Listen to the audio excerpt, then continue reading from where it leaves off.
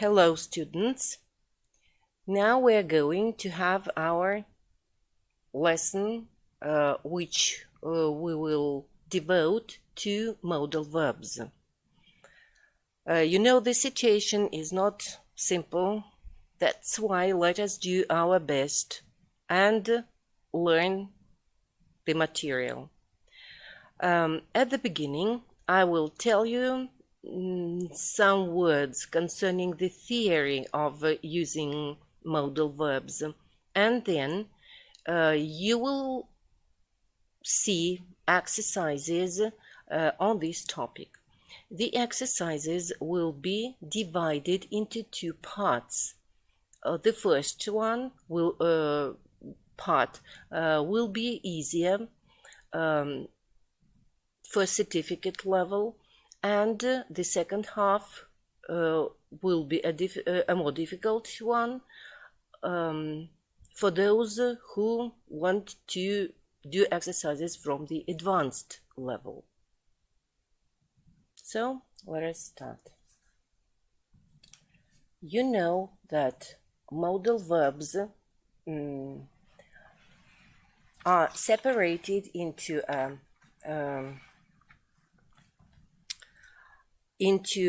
such a class which distinguish them from other verbs.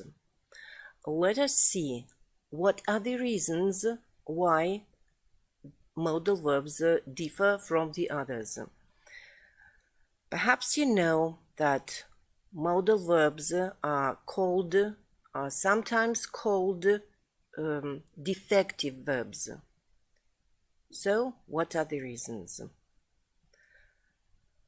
1. Modal verbs do not express any action. We know that any verb means or denotes some action. Modal verbs are not like that. They show the attitude of the speaker to the action expressed by the infinitive which follows. 2. Modal verbs function as auxiliaries. That means that if we need to make a question or a negation, we do not use any auxiliary, but work with the modal verbs. Like, for example, can you swim? Or I can't swim. 3. Modal verbs do not take any suffixes. They do not add s in the third person singular or ing form or any other.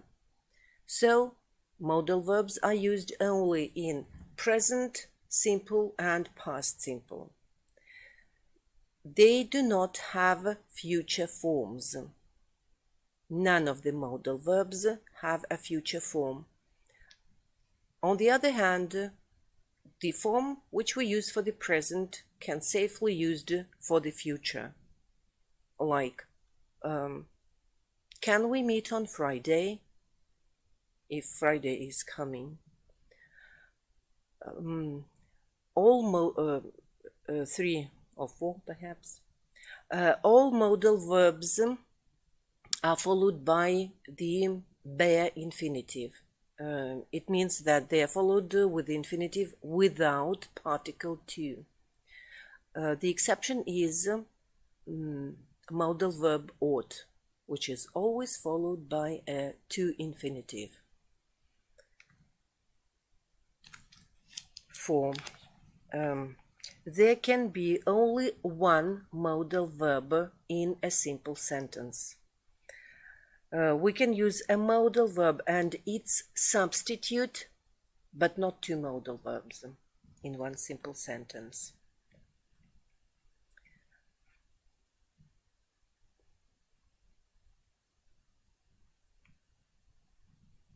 Modal verbs have no infinitive. Other expressions must be used instead.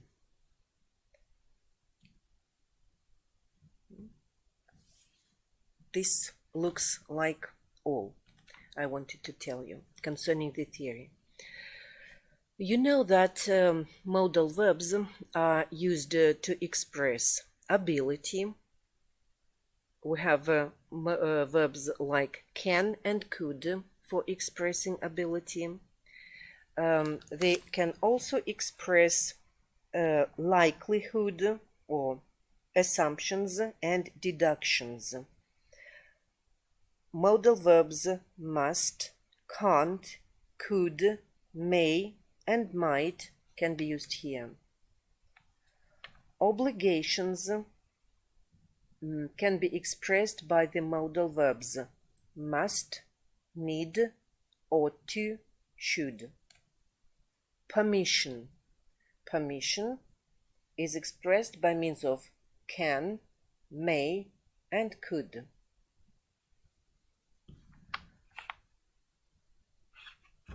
There are some other verbs which are by some grammarians called semi-modals. Here belong need, dare, and used to. Now, what about the meaning? We can make a scale beginning with must, where then go will, would, ought to, should, can, could, may, and might. This scale shows the difference in certainty or uncertainty. Or in other words, we can speak here about the second meaning or secondary meaning of modal verbs. What do you want to say? That we know that modal verbs have their own meaning, like must expresses inescapable obligation. Then will and would express prediction. Should and ought to express escapable obligation. Can, could mean ability, and might and may mean permission. But all these modal verbs can express this or that degree of certainty. The degree, as I have said, we can show on that scale. So must means the strongest certainty, might means the slightest. I must say that all modal verbs keep their first meaning anyway, even though they may express this certainty or uncertainty. Such meaning as, for example, obligation or ability will be present anyway. Then let us think. I have said that in the first meaning, modal verbs can have only two tenses, present and past grammatically. How can we see, how can we show that this or that modal verb expresses the reference to the present or past in their secondary meaning? You must understand that if we speak about the secondary meaning, the form of the modal verb doesn't denote the tense, the reference to the tense. Like, the form could doesn't mean that it is past in comparison with can. It only means that we have a slighter degree of certainty. This slighter degree of certainty, by the way, also mean politeness. Politeness, and they sound more official. So, I return to my idea concerning the reference to the present or past in the of modal verbs in the secondary meaning.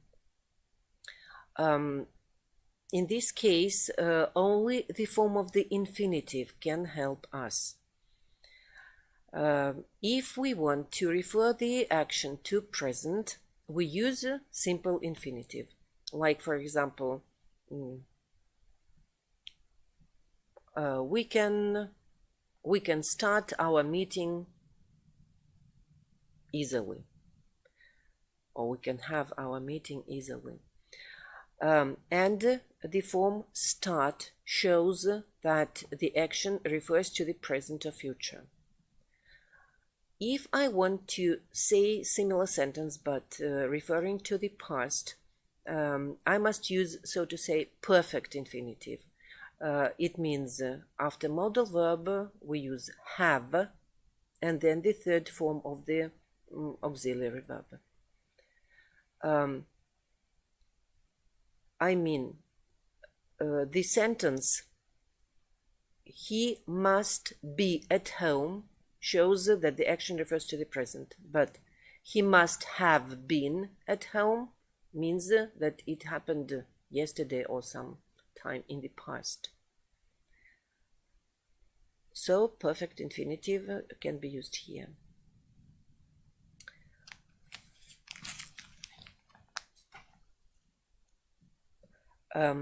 I must also add that in present,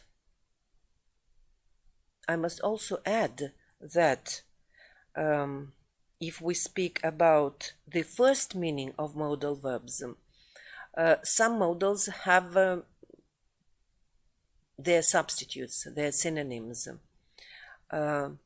Like we know that must has two synonymous expressions. They are to have to and to be to. To have to means some obligatory action which some person has to do due to the circumstances. It shows that it is not his or her choice, but the circumstances that make them do it. That's why we usually translate it as вынужден, приходится. What concerns to be to, it means some prearranged action, previous arrangement. Like, I am to meet my aunt in the airport. Я должен встретить тетю в аэропорту. And we must understand that this action was prearranged. What concerns modal can, it has 4 substitutes. The first one, which we all know, is to be able to. It also, of course, means ability, but the difference is that if can means general ability, to be able to refers to the ability in some definite situation. The next one, to be capable of. Be capable of, which is followed by a gerund or a noun, means the person's ability. The third one, to manage to. Manage presupposes some obstacle which a person overcame and managed to do the action. And the last one is to succeed in, which is also followed by either a gerund or a noun. Succeed, due to the form of the verb, means successful completion of the action. I want to draw your attention to the fact that to be able to and to manage to are followed by infinitives, while to be capable of and to succeed in are followed by gerunds. The next verb which has substitutes is may. May can be substituted by to be allowed to or to be permitted to, meaning permission or absence of permission. The difference in meaning is very slight. I can only say that to be permitted to sounds rather official. And as you have noticed perhaps, both of the substitutes are used in passive. None of modal verbs has passive form. Substitutes do have. One more important thing that I want to draw your attention to is modal verbs are followed by bare infinitives, as I have said, except ought to. All the substitutes are followed by to infinitives or gerunds, as I have mentioned. Besides, if we want to make negative or interrogative forms, we should use either be if it is present in the expression, or we can use any auxiliary depending upon the tense you want to use this modal expression in. Modal expressions can be used in practically any tense. Now,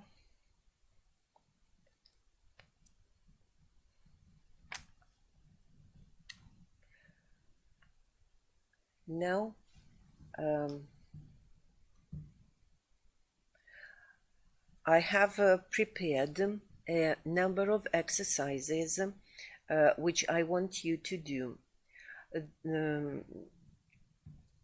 After the exercises, you will see the keys, but I really rely on you and on your responsibility, and think that you will first make the exercises and do the exercises, and then you will look through the keys. If the second level, I mean advanced level, is too difficult for you, no, it's up to you, but try to do everything. By the way, what concerns the homework you are supposed to do, the homework will be on the site. In the same place you will find the keys. This is one thing I wanted to tell you. And one more. If you have any questions, you can ask them in the commentary which will follow this video. This is the way how we will keep our contact. Thank you.